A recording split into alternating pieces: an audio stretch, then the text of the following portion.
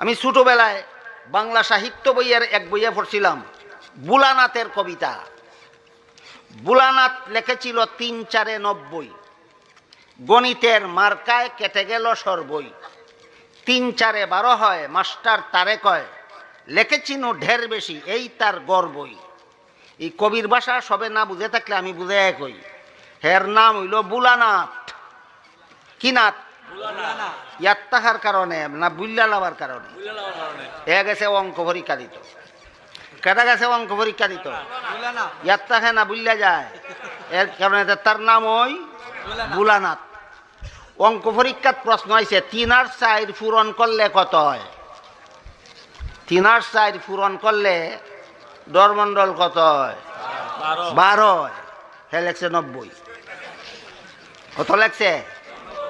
পরীক্ষাত পাইছে গুড়ার ডিম।